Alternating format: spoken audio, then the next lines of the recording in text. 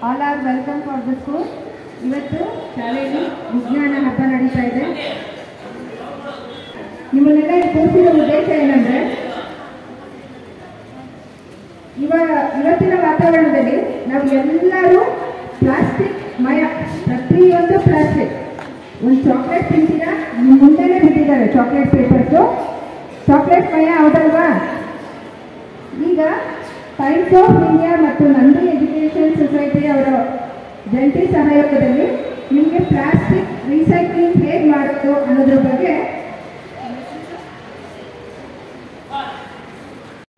ನೀವೆಲ್ಲರೂ ಸಾವಧಾನವಾಗಿ ಕೇಳಿ, 10 ನಿಮಿಷ, ಜಾಸ್ತಿ ಏನು ಸಮಯ ತಗೊಳ್ಳೋದು.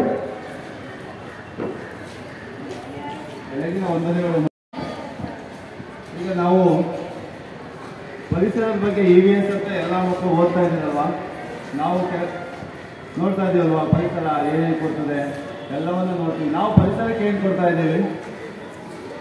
ಈಗ ನಾವು ಸುತ್ತಮುತ್ತ ಪರಿಸರ ನಮಗೆ ಗಾಳಿ ಕೊಡ್ತದೆ, ಬೆಳಕು ಕೊಡ್ತದೆ, ಜೊತೆಗೆ ನೀರು ಸುಖ ಕೊಡ್ತದೆ ಅಲ್ವಾ ಮಕ್ಕಳೇ? ಈಗ ನಾವು ಪರಿಸರ ಮೊದಲೇನಿತ್ತು ಅಂದರೆ ಪ್ಲಾಸ್ಟಿಕ್ ಇರಲಿಲ್ಲ. ಈಗ 15-20 ವರ್ಷದ ಹಿಂದೆ ಪ್ಲಾಸ್ಟಿಕ್ ಅನ್ನು ಯೂಸೇ ಮಾಡ್ತಿಲ್ಲ ಜಾಸ್ತಿ. ನಾವೇನಾದ್ರು ಆಲ್ತಾಂಬರಕ್ಕೆ ಹೋಗ್ಬೇಕು ಅಂದ್ರೆ ಬೆಳಿಗ್ಗೆನೆ ಒಂದೇನಾದ್ರು ಬಾಕ್ಸ್ ಏನಾದ್ರು ತಗೊಂಡು ಹೋದ್ರೆ ನಮಗೆ ಬಾಕ್ಸಲ್ಲಿ ಹಾಕಿ ಕಳ್ಸೋದು.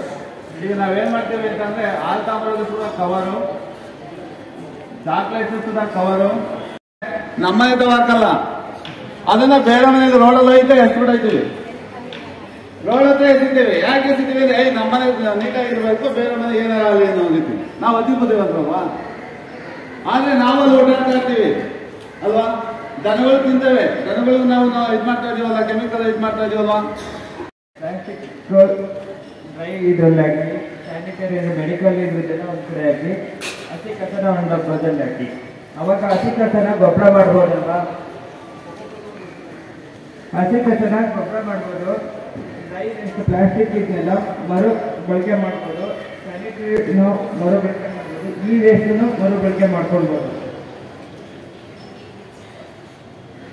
ಈ ಕಡೆ ರಾಶಿ ಆಗೋದು ತಪ್ಪಾಗುತ್ತೆ. ಏನಂತೇಳಿ ಮನೆಯಲ್ಲೇ ವಿಂಗಡಣೆ ಮಾಡೋದ್ರಿಂದ ಚಿಕ್ಕದಾಗೆ ಈ ರಾಶಿ ಆಗೋದು ತಪ್ಪುತ್ತೆ. ಹಾಗಾಗಿ ನೀವು ಪ್ರತಿಯೊಬ್ಬರು ಮನೆಯಲ್ಲೇನೆ ವಿಂಗಡಣೆ ಮಾಡಿ.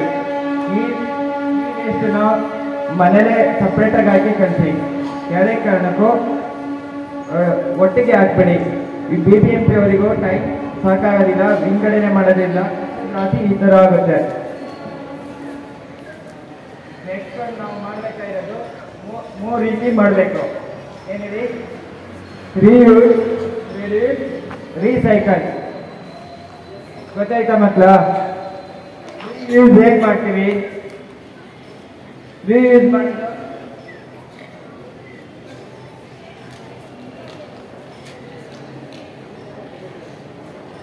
ನೋಡಿ, ಪೇಪರ್ ಊದ್ಬತ್ತಿ ಬಾಟಲ್ ಇರುತ್ತೆ, ಟಿಶ್ಯೂ ರೋಲ್ ಇದೆಲ್ಲ ಇರುತ್ತಲ್ವಾ? ಈ ತರ ಪೆನ್ ಸ್ಟ್ಯಾಂಡ್ ನಿಮ್ಮ ಶಾಲೆಯಲ್ಲೇ ನೀವು ಮಾಡ್ಕೊಡ್ತೀರಾ? ನಿಮ್ಮ ಶಾಲೆಗೆ ಒಂದೊಂದು ಟೀಚರ್ ಟೇಬಲ್ ಮೇಲೆ ನೀವು ಇಟ್ಕೊಳ್ತೀರಾ?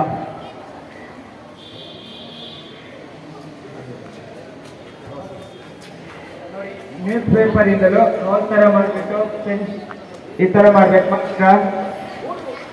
ಯಾಕೆಂದ್ರೆ ಟೈಮ್ ಸಮಯ ಇರೋದ್ರಿಂದ ಇದನ್ನೆಲ್ಲ ನಿಮಗೆ ರೋಲ್ ತರ ಮಾಡಿಬಿಟ್ಟು ನಿಮ್ಮ ಒಂದು ಪೆನ್ ಸ್ಟ್ಯಾಂಡ್ಗಳು ಅಲಂಕಾರಿಕ ವಸ್ತುಗಳಾಗಿ ಮಾಡ್ಬೋದು. ಪೆನ್ ಮಾರ್ಕ್ಗಳು, ಐಸ್ ಕ್ರೀಮ್ ಕಡ್ಡಿ ಎಲ್ಲ ತಿಂತಿರಲ್ವಾ? ಐಸ್ ಕ್ರೀಮ್ ಕಡ್ಡಿ ಎಲ್ಲ ಏನಾಗುತ್ತೆ ಅಂದರೆ ಆಗ್ತಾ ಹೋಗ್ತಾ ಇದೆ. ಅವಾಗ ನಮಗೆಲ್ಲ ಕುಡಿಯೋ ನೀರು ಸಹ ಸಮಯ ಅಭಾವ ಆಗುತ್ತೆ. ಹಾಗಾಗಿ ಪ್ರತಿಯೊಬ್ಬರು ಈ ಥರ ನೆಕ್ಸ್ಟ್ ಜೂನ್ 5ಕ್ಕೆ ಬರ್ತೀವಿ. ಜೂನ್ 5ಕ್ಕೆ ಬಂದಾಗ ಈ ಥರ ಕಟ್ಟೆ ಕಟ್ಟಬೇಕು. ಮಾಡ್ತೀರಾ? ಜೋರಾಗಿ ಹೇಳಿದ್ದೀನಿ. ಪೆಟ್ಟಿ ಇಲ್ವಾ? ಹಾಲು ಕೊಡ್ತಿದ್ದೀರಾ? ಹಾಲು ಕೊಡ್ತಿಲ್ವಾ? ಅದಕ್ಕೆ ಪೆಟ್ಟಿ ಇಲ್ಲ ನಿಮಗೆ ಅಲ್ವಾ?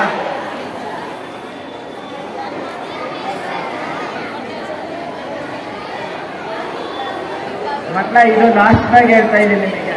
ಇದು ಯಾರ್ಯಾರ ಮನೇಲಿ ಮಾಡಿದ್ದೀರಾ? ಯಾರ್ಯಾರ ಮನೇಲಿ ಮಾಡಿದ್ದೀರಾ? ಇದು ಗೊತ್ತಾ? ಮಾಡಿದೀಯಾ?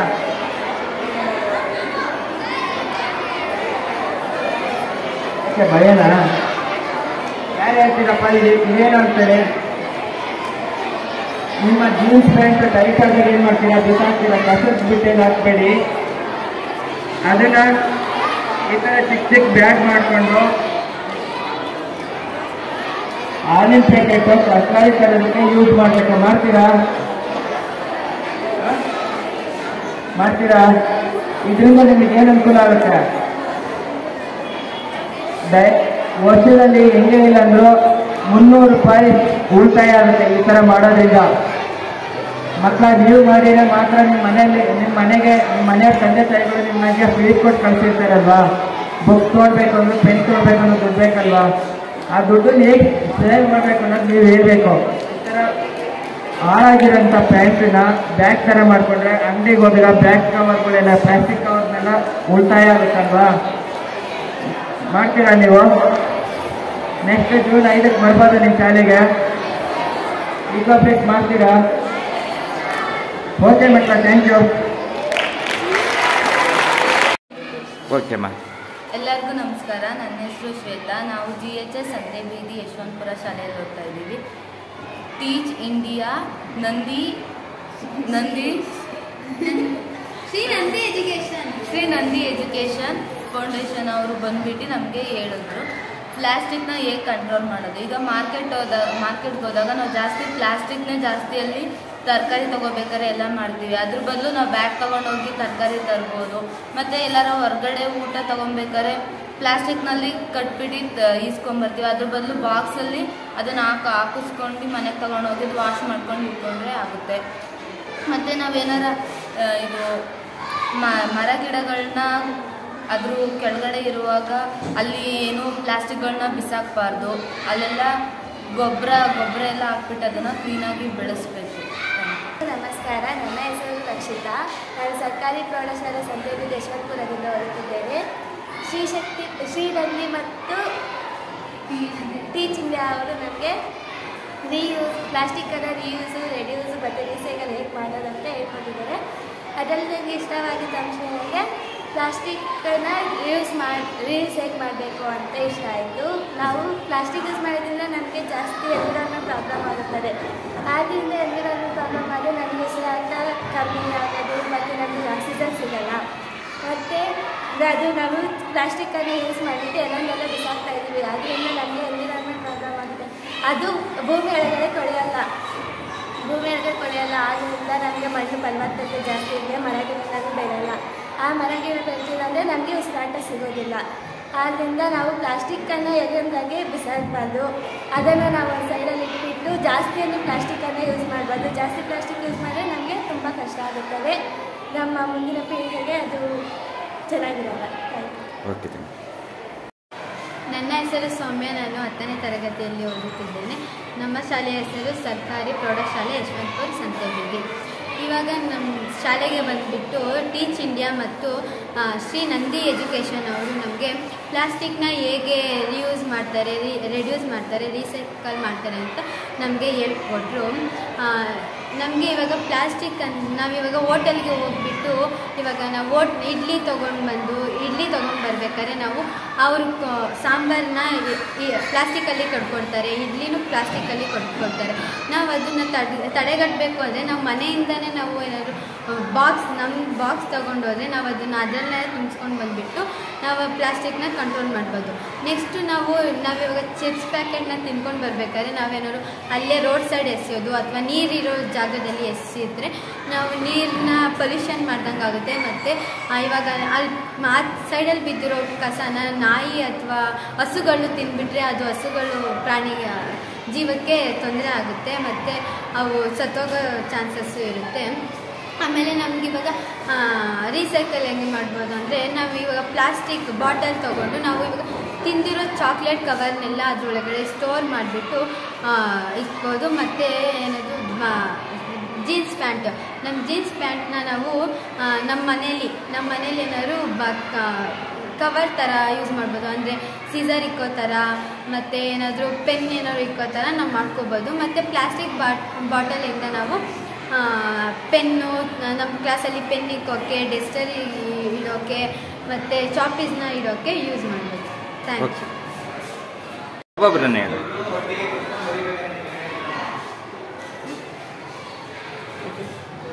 Good morning to one and all present here. Myself is Richard. I am studying in 9th standard B section. Today, Teach India Foundation and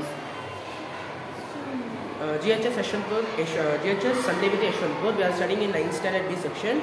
Today, Teach India Foundation came to our school and explained about the importance of non-plastic usage. This is why, because plastic is a object which has made with chemical. This is very harmful to our lives. This may be dangerous for respiratory systems and also it may not decompose for many of years. Like we should not use plastics.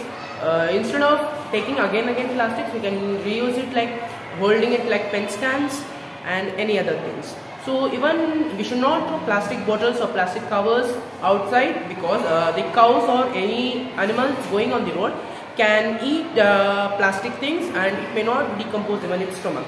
So this we need to avoid, because it is very harmful to us, because it has while manufacturing it has a mixture of many chemicals. So this extracts the human body or animal body, which leads to the decomposition or chemical mixture in the bodies. Thank you. My name is Pratik. I am studying 9th. School GHS YPR. Today I am telling you about plastic. How should we control plastic? We should control plastic without creating new bags, like we should take and go cotton bags like that for shop or more things. And we should control plastic like throwing in the outside or roads or outside in the street road, because more animals will come and eat that, and they'll get like poisonous and they'll get started to die. So we should avoid creating plastic. So we can make in cardboard, pencils and many others. So please try to avoid plastic. Thank you. ಎಲ್ಲರಿಗೂ ನಮಸ್ಕಾರ. ನನ್ನ ಹೆಸರು ದ್ರಾಕ್ಷಾಯಣಿ. ನಾನು 10ನೇ ತರಗತಿಯಲ್ಲಿ ಮಕ್ಕಳಿಗೆ ಒಂದು task ಅಂದರೆ, ಅದನ್ನು ನಾವು ಚಾಕ್ಲೇಟ್ಸ್ ಪೇಪರ್, ಚಿಪ್ಸ್ ಪೇಪರ್ ತಿಂದಿರ್ತೀವಲ್ಲ, ಅದನ್ನು ಸಣ್ಣದಾಗಿ ಕಟ್ ಮಾಡಿಬಿಟ್ಟು ಬಾಟ್ಲ್ ಒಳಗಡೆ ಹಾಕಿ ಪ್ರೆಸ್ ಮಾಡಿ ಹಾಕ್ದಾಗ ಗಿಡದ ಸುತ್ತ ಹಾಕ್ಬಿಟ್ಟು, ಮತ್ತು ನೀರೂ ಭೂಮಿಯೊಳಗೆ ಹೋಗುತ್ತೆ. ಅದನ್ನು ಕಟ್ಬಿಟ್ಟು ನಾವು ಮಕ್ಳಿಗೆ ಕೂರೋಕ್ಕೂ ಹೆಲ್ಪ್ ಆಗುತ್ತೆ. ಅಂದರೆ ಪ್ಲ್ಯಾಸ್ಟಿಕ್ಕು ಜಾಸ್ತಿ ಇದಾಗಲ್ಲ. ಇಲ್ಲಾಂದರೆ ಬಿಸಾಕ್ತೀವಿ, ಅದನ್ನೇ ತೊಗೊಂಡು ಬಾಟ್ಲ್ ಒಳಗಡೆ ಕಟ್ ಮಾಡಿ ಹಾಕಿದ್ರೆ ಚೆನ್ನಾಗೂ ಕಾಣಿಸುತ್ತೆ ಮತ್ತು ಕುತ್ಕೊಳ್ಳೋಕ್ಕೂ ಇರುತ್ತೆ. ಓಕೆ. ದಾಕ್ಷಾಯಣಿ 10ನೇ ತರಗತಿ ಓದುತ್ತಿದ್ದೀನಿ. GHS ಸಂತೆಬೀದಿ ಯಶವಂತಪುರ ಸ್ಕೂಲಲ್ಲಿ ಓದ್ತಿದ್ದೀನಿ. ನಮಗೆ ನಮ್ಮ ಸ್ಕೂಲ್ಗೆ ಜೂನ್ 5 ಪರಿಸರ ದಿನದಿಂದ ನಮ್ಗೆ ಟಾಸ್ಕ್ ಕೊಟ್ಟಿದ್ದಾರೆ. ಅಂದರೆ ನಾವು ಬಾಟಲ್ಗಳಲ್ಲಿ ಗಿಡ ಎಲ್ಲ ಬೆಳೆಸಿ ಅಲ್ಲಿ ಗಿಡ ಮರಕ್ಕೆಲ್ಲ ಡೆಕೋರೇಷನ್ ಮಾಡೋದು, ಮತ್ತು ಒಬ್ಬೊಬ್ಬರಿಗೆ ಒಂದೊಂದು ಟಾಸ್ಕ್ಗಳನ್ನ ಕೊಟ್ಟಿದ್ದಾರೆ. ನಾವು ವೇಸ್ಟಿಂದ ಮತ್ತು ಅದನ್ನು ಪ್ಲ್ಯಾಸ್ಟಿಕ್ಗಳಿಂದ ಎಲ್ಲ ನಾವು ಬಿಸಾಕೋದ್ರಿಂದ ಅದು ಎಲ್ಲ ಪರಿಸರ ಮಾಲಿನ್ಯ ಆಗ್ತದೆ. ಅದರಿಂದ ನಾವು ವೇಸ್ಟಿಂದ ಇದು ಮಾಡಬೇಕು ಅಂದ್ಬಿಟ್ಟು ನಮಗೆ ಟಾಸ್ಕ್ಗಳು ಕೊಟ್ಟಿದ್ದಾರೆ. ಒಬ್ಬೊಬ್ಬರು ಒಂದೊಂದು ಟಾಸ್ಕ್ ಮಾಡಬೇಕು ಅಂದ್ಬಿಟ್ಟು ನಾವು ಪ್ಲ್ಯಾಸ್ಟಿಕ್ಕಿಂದ ರೋಸು ಅವೆಲ್ಲ ಮಾಡಿ ಸ್ಕೂಲಿಗೆ ಡೆಕೋರೇಷನ್ ಮಾಡ್ಬೋದು. ಮತ್ತು ಪ್ಲ್ಯಾಸ್ಟಿಕ್ ಚಾಕ್ಲೇಟ್ಸ್ ಎಲ್ಲ ತಿಂದಿದ್ದೀನಿ, ಅದರಿಂದ ಫ್ಲವರ್ಸ್ ಎಲ್ಲ ಮಾಡಿ ಡೆಕೋರೇಷನ್ ಮಾಡ್ಬೋದು. ಅದರಿಂದ ನಾವು ಕ್ಲಾಸ್ ರೂಮ್ಸ್ ಎಲ್ಲ ನೀಟಾಗಿ ಪ್ಲ್ಯಾಸ್ಟಿಕ್ಕಿಂದ ಎಲ್ಲ ವೇಸ್ಟಿಂದ ಇದು ಮಾಡಿಬಿಟ್ಟು ಡೆಕೋರೇಟ್ ಮಾಡಿದ್ರೆ ಇದು ಪ್ಲ್ಯಾಸ್ಟಿಕ್ಕು ಏನೂ ಹಾನಿ ಕೊಡೋಲ್ಲ. ಮತ್ತು ನಾವು ಪ್ಲ್ಯಾಸ್ಟಿಕ್ಕಿಂದ ಡೆಕೋರೇಷನ್ನು ಮಾಡ್ದಂಗಿರುತ್ತೆ, ಅದು ವೇಸ್ಟು ಕೂಡ ಆಗಲ್ಲ. ಮತ್ತು ಅದು ರೋಡಲ್ಲೆಲ್ಲ ಬಿಸಾಕಿದಾಗ ಅವರೆಲ್ಲ ಪ್ರಾಣಿಗಳೆಲ್ಲ ತಿಂದು ಎಲ್ಲ ಅವ್ರ ಜೀವಕ್ಕೆ ಇದಾಗುತ್ತೆ. ಅದಕ್ಕೆ ನಾವು ಪ್ಲ್ಯಾಸ್ಟಿಕ್ನ ತಡೆಗಟ್ಟಬೇಕಂದ್ಬಿಟ್ಟು ನಮ್ಮ